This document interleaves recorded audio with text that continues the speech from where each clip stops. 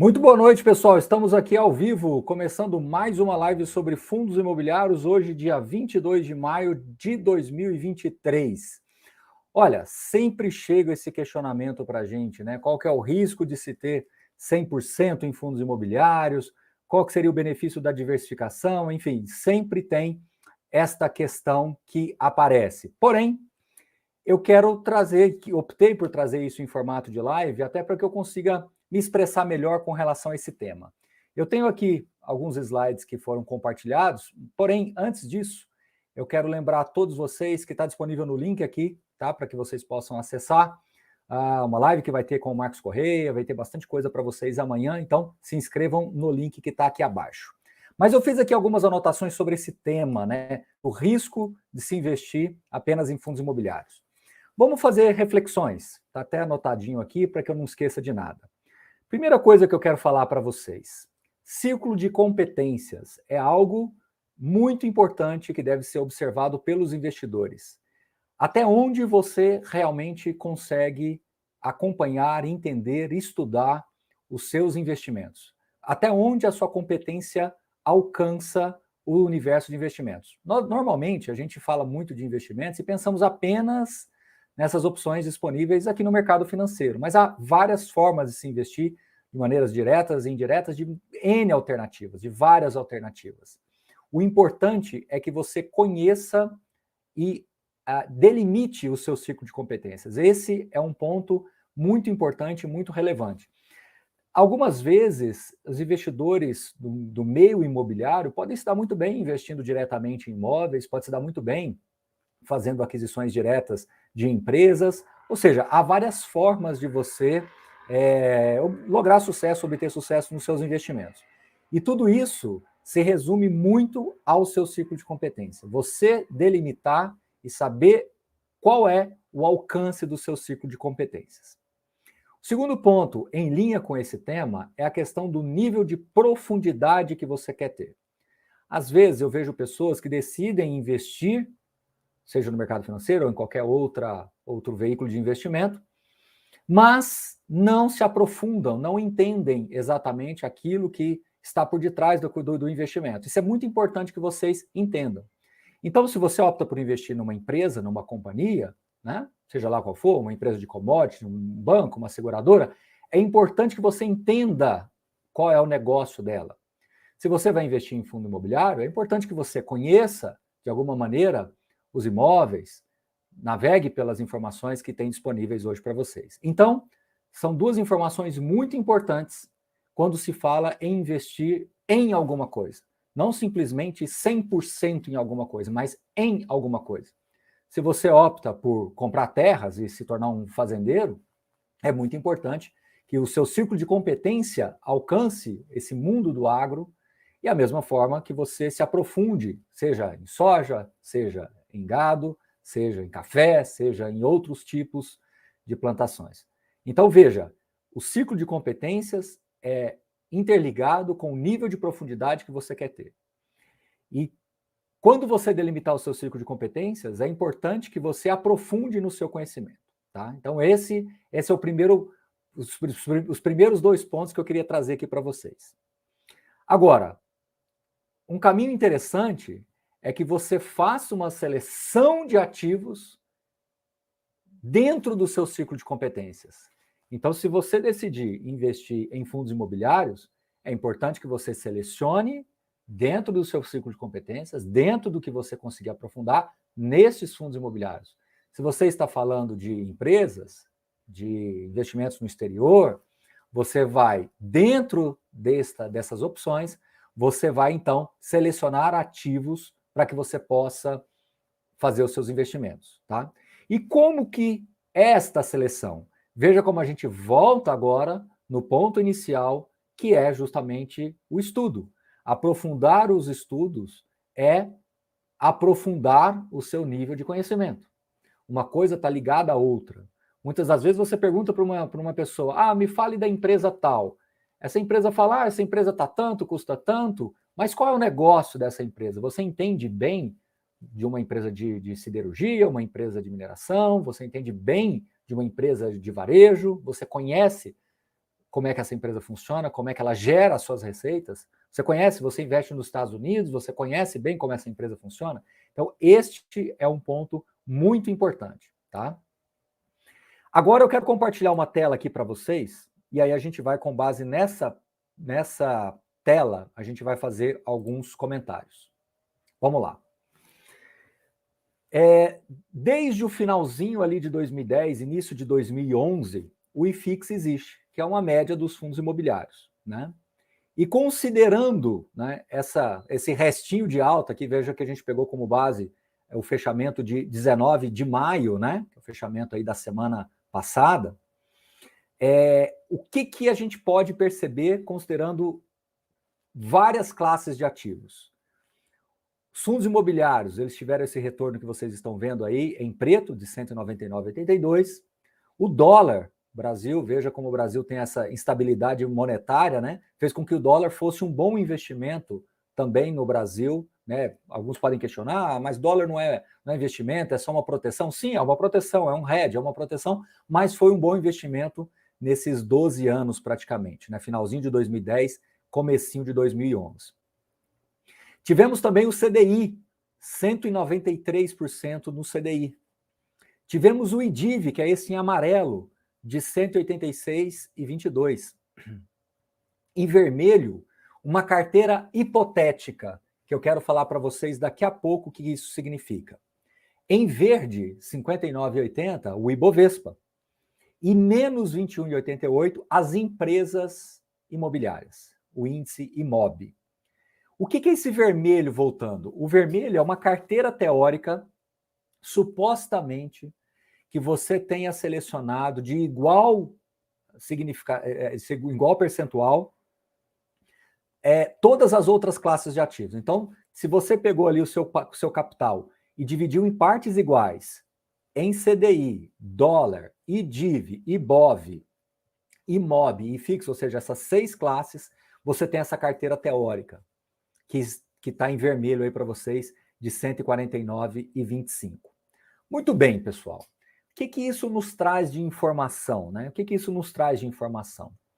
Primeiro, fundos imobiliários foi um bom investimento ao longo desses 12 anos, praticamente, né? Um pouco mais do que isso. Conseguiu entregar resultados interessantes até quando você compara com os juros no Brasil, né? Que foi 193. Mas a que preço que nós ficamos expostos aos fundos imobiliários? E agora eu quero passar para outra tela, que é essa daqui, que mostra uma relação entre risco e retorno dos ativos. Veja como é desafiador investir no Brasil. Quanto mais à esquerda, menor o risco, né? Que é a volatilidade, tem tudo a ver com volatilidade. E quanto mais para cima, melhor o retorno. Então veja como lá embaixo está o IMOB. Foram empresas imobiliárias que tiveram retornos baixos e com risco elevado, com volatilidade elevado. Quando nós olhamos para esse gráfico, a gente vê que o IFIX vem sendo bastante competitivo. Ele conseguiu entregar um retorno um pouquinho acima do CDI, embora com menos risco. Aí você pode se perguntar, mas Baroni, será que vale a pena investir em fundos imobiliários, uma vez que eu tenho menos risco e quase o mesmo retorno do CDI? Será que vale a pena? Será que vale a pena eu expor a fundos imobiliários? Será que vale a pena eu expor a outras classes de ativos?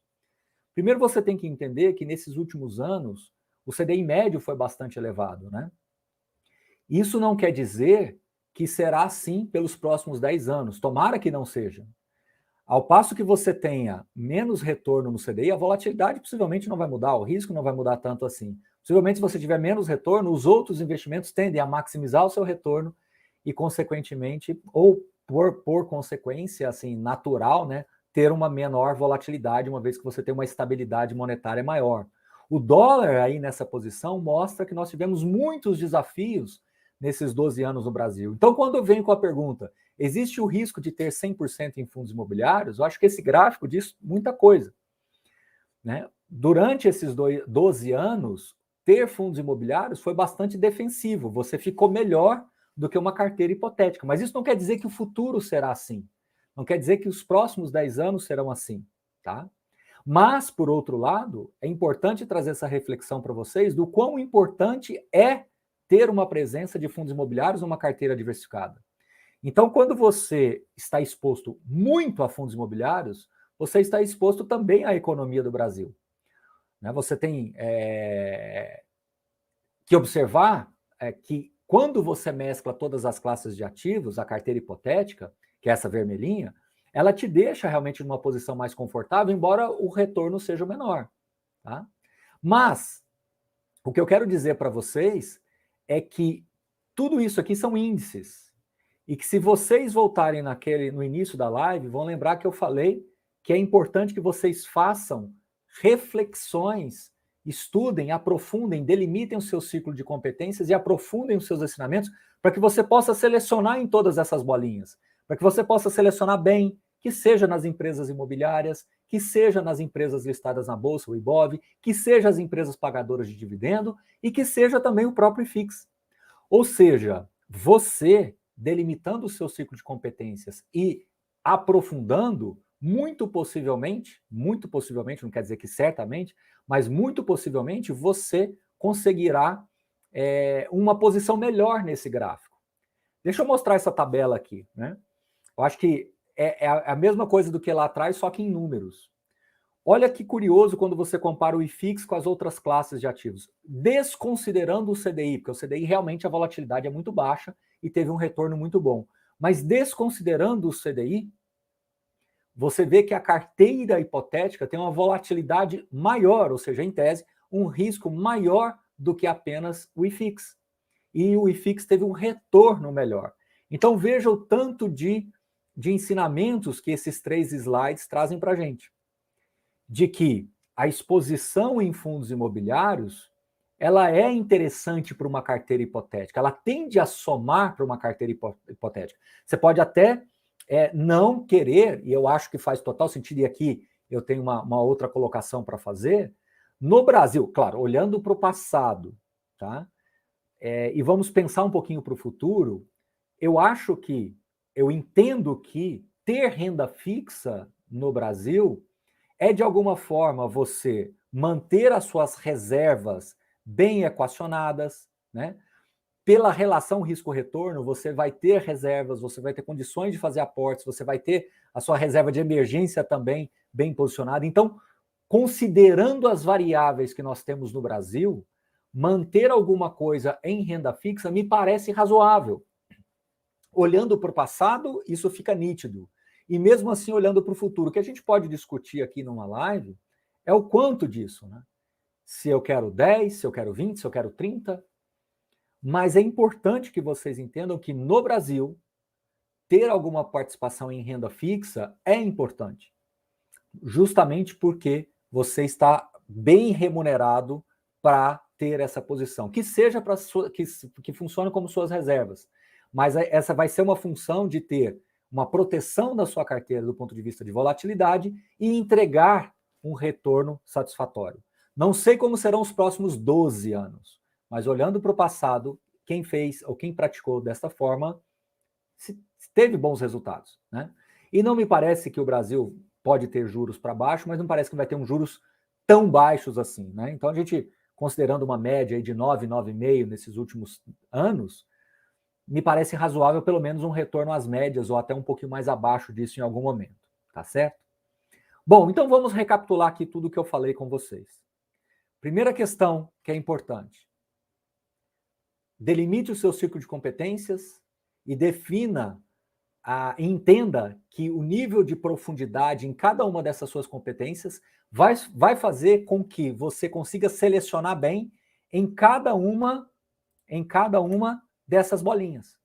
Selecionar bem, aqui está CDI, mas vamos colocar como renda fixa, selecionar bem renda fixa, selecionar bem IFIX, selecionar bem ativos dólar, selecionar bem as suas ações de dividendos, selecionar bem o Ibovespa e selecionar bem o imóvel, por que não? Não é porque ele foi mal, ele continuará sendo mal. Então, isso é muito importante para que vocês entendam que, ao passo que você seleciona bem, você consegue ainda assim maximizar e melhorar essa equação de risco-retorno, que é muito importante para a decisão de investimentos de cada um de vocês. Agora, quando você fala, existe risco em ter 100% em fundos imobiliários? Entendo que sim. Primeiro, será que o seu ciclo de competências realmente alcançou apenas fundos imobiliários? Será que o seu nível de profundidade está suficiente para ter uma exposição tão alta assim, numa classe só? Será que você se preocupou em formar alguma parcela em renda fixa para suas reservas de oportunidade, de emergência ou de aportes mensais, enfim, dê o nome que você quiser, mas para suas reservas? Então, existe risco sim, tá? Existem riscos de natureza tributária, por exemplo, que se você está exposto, você pode incorrê-los, tá? Lembre-se sempre que fundos imobiliários é consequência de uma economia. E é um negócio, e o fundos imobiliários é menos flexível do que um negócio, do que uma empresa. Uma empresa tem mais dinamicidade e um fundo imobiliário é mais estático.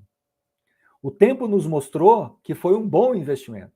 E se você olhar a linha preta, ela ficou muito, assim, relativamente acima, muita parte do tempo durante esses anos. Foi melhor do que várias outras classes de ativos durante vários anos. E aqui, quando você olha o dólar, você vê e comprova que nós tivemos muita instabilidade monetária, com juros em 1,93 e com dólar em 1,99, mostra que os últimos 12 anos investir no Brasil não foi fácil. E é óbvio, olha aí, o Ibovespa 59,80, as empresas imobiliárias negativas, tá? Mas a carteira teórica mostra que o objetivo é suavizar o impacto das oscilações, da volatilidade e conseguirem entregar um retorno. Como é que vai ser o lado direito do gráfico? Realmente eu não sei. Ninguém sabe. Mas olhando pelo lado esquerdo, muitos ensinamentos ficam. E eu espero que nessa live de hoje vocês entendam isso. Muitas vezes vocês ficam perguntando: é bom ter 100% alocado em fundos imobiliários? A resposta por si só é não, porque é importante você ter uma parcela em renda fixa para, como eu disse, para eventuais reservas que você possa precisar. Por outro lado, a parte mais importante dessa resposta não vai partir de mim, não vai partir de alguém que investe 100% em ações ou 100% em renda variável. A pergunta é: qual é o nível de profundidade que você tem dentro das competências que você delimitou e, mais ainda, o quanto você conseguiu selecionar e se manter bem selecionado ao longo do tempo. Então, tudo isso remete a estudo, remete à dedicação, remete a conhecer. Se amanhã você conversar com uma pessoa que investe em kitnets, ele pode estar fazendo um excelente negócio, ele pode estar investindo em imóveis, numa região que ele conhece, numa cidade que ele conhece muito, numa região que ele conhece muito, para um público que ele conhece muito. O ciclo de competência dele está delimitado. Mas isso não quer dizer que ele não possa ter também uma parcela em renda fixa, para quando ele precisar fazer alguma reforma, quando ele precisar comprar outras kitnets, ele não tenha capital. É importante que ele tenha também. Se você falar para uma pessoa que investe 100% em terras, fazendeiro, ele conhece bem plantação de soja, o capital dele está dedicado àquilo ali, mas isso não quer dizer que ele não possa ter também uma parcela em renda fixa para suas reservas, para suas emergências que ele venha a ter na fazenda. Se uma pessoa investe na sua empresa ou em algumas empresas, não estou falando de empresas listadas, estou falando de empresas ali no mercado, na economia real. O capital dele está ali. Possivelmente ele conhece daquele negócio. O ciclo de competência dele está delimitado em 2, 3 empresas que ele tem, que ele possui, que ele é sócio. Mas isso não quer dizer também que ele não possa ter renda fixa para eventuais despesas de emergência que ele tenha nessas empresas. Ou potencialmente novas empresas, novos negócios que ele possa comprar. Então, esta é a grande reflexão que a gente tem que ter aqui. Não pergunte para as pessoas se existe risco ter 100%, seja em fundo imobiliário ou em qualquer outra classe de ativos. Pergunte a si mesmo se o seu nível de profundidade está adequado ao ciclo de competências que você procurou delimitar. Baroni, existe algum teste que eu possa fazer? Sim, existe um teste que você possa fazer. Pegue os ativos da sua carteira e pergunte a si mesmo se você consegue falar 3, 4, 5 minutinhos sobre uma empresa que você tem, sobre um fundo imobiliário que você tem, sobre algum ativo que você tem, sobre uma empresa que você tem, um negócio que você tem. Se você souber, sobre uma kitnet que você tem. Se você conseguir falar 3, 4, 5 minutinhos sobre este ativo que você tem, significa dizer que o seu círculo de competências for bem definido e que você tem um nível de profundidade relativamente adequado. Se você não der conta de falar nem 30 segundos sobre qualquer ativo que você tem, possivelmente você não delimitou corretamente o seu círculo de competências e você não aprofundou o suficiente. Não pergunte para as pessoas se é interessante, se é arriscado ter 100% de alguma coisa. O risco advém do conhecimento. As suas escolhas vão se ajustando de acordo com o seu conhecimento. Os riscos vão sendo delimitados dentro do seu conhecimento. As oportunidades vão sendo delimitadas dentro do seu conhecimento. Saber se um fundo está caro ou barato, saber se uma empresa está cara ou barata, saber alguma coisa que possa nortear os seus investimentos, indica que você buscou o conhecimento necessário dentro da competência que você se propôs. Eu vejo, às vezes, as pessoas perguntando para outros ou dando exemplos de alguém que tem 100% em ações. Você já parou para ouvir essas pessoas falando sobre as empresas? O quanto de profundidade que elas têm? Então, elas estão seguras dentro do círculo de competências dela. Não existe o certo ou errado em estar 100% investido em alguma coisa. Lembrando mais uma vez que no Brasil, olhando para o passado, e que seja para um futuro de curto, médio prazo, ter uma posição em renda fixa me parece razoável, justamente por causa desse gráfico e dessas informações que estão aqui disponíveis para você, que eu vou passar novamente. O CDI, a renda fixa, ela tem baixa volatilidade, ela reduz a volatilidade da sua carteira e vem entregando retornos interessantes. Então, ter uma posição em renda fixa me parece razoável. O que a gente pode discutir é o quanto.